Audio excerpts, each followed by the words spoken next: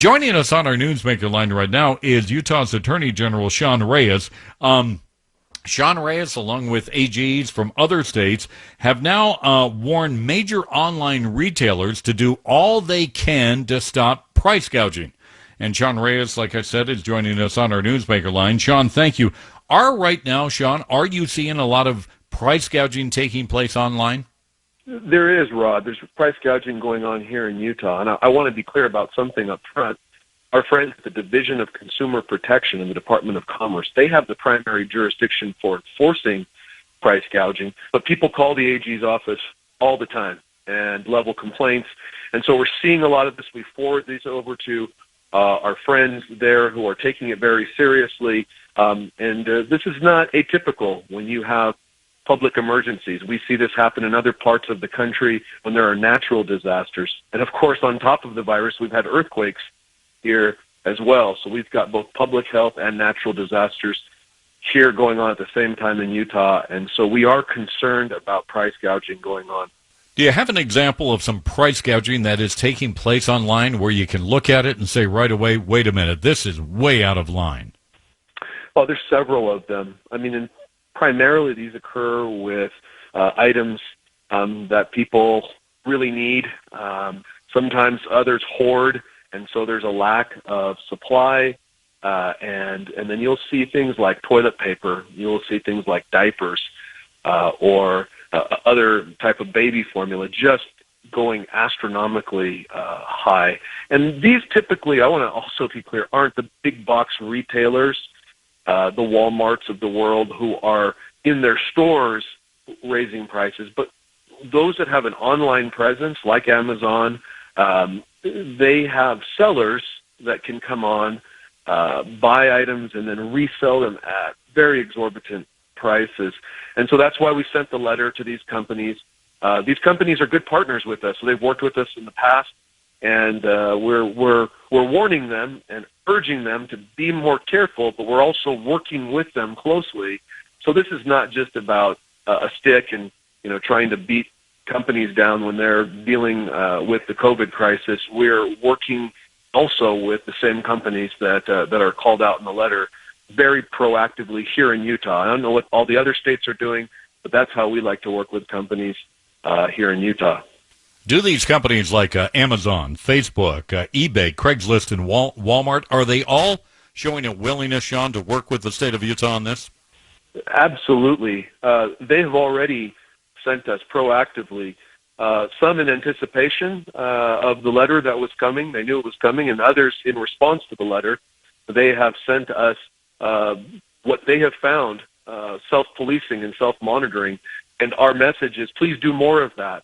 And don't wait for us to have to send a letter. They understand. They've been working with the state of Utah very closely, and we look forward to continue to work with them, our friends at Consumer Protection and us working with these companies. To help protect the consumers, the attorneys general from around the country, including yourself here in Utah, have recommended several changes to the major online retailers. We don't have to go through that entire list, but what are some of the key points that you want the real retailers to pay attention to? Absolutely. One of the suggestions we had that we don't see in all of these ecosystems is a portal wherein those who are concerned consumers can have a place to complain about certain price practices, and then others are, they have the technology, Rod, to monitor just about anything that goes on within their ecosystem, and they could easily detect when prices elevate beyond a certain level. In Utah, there's called the Price Controls Under Emergencies Act. They could have the technology in place even before there was an emergency, just to be able to monitor if there are sort of aberrations in terms of price increases. Look at it. We're not saying that necessarily they have to take action, but let us look at these things to make sure they're in compliance with Utah law. And so they've been very proactive about helping us implement those steps. So I think it's a very positive thing to be working with these companies. Again, some other states, they may just want to scream at the companies. I think our approach is very healthy. We want to hold them accountable, but also give them credit where credit's due and work with them. That's how government works best here in Utah. It is a sad commentary on what's going on with human nature when it comes to stories like this, Sean. I mean, you've got the story out of, I think it was Tennessee, where two guys bought up all this hand sanitizer and was trying to gouge the public on the price. You even had a story here in Utah where some guy posted online the sale of a roll of toilet paper for $70, Sean. Nothing to laugh at, but this certainly is a sad commentary. It really does. I mean, it's not funny because it's sad that people will exploit their neighbors in times of need. And I do want to say one other thing, Rod, because price gouging is a critical issue, but fraud, since you're kind of alluding to that too, and people taking advantage and exploiting, is a similar concern for us because people will try to prey on Utahns' tendency to want to help each other. Utahns are great at answering the call and stepping up and sending money and donations to charities, but we have to be careful and verify. And we could spend another, segment just talking about how to protect ourselves as citizens.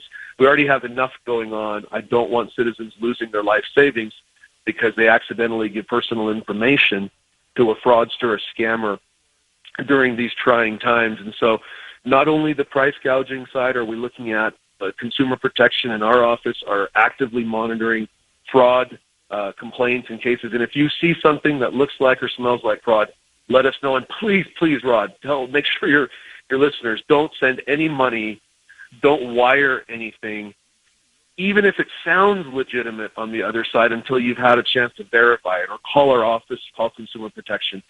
Let us help you verify that the person on the other end is legitimate.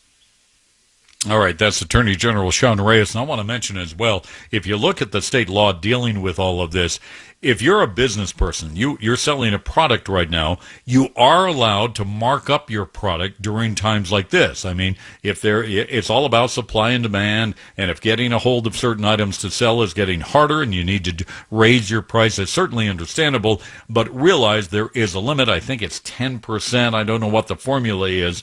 So this does not mean that you can't raise your prices during these challenging times.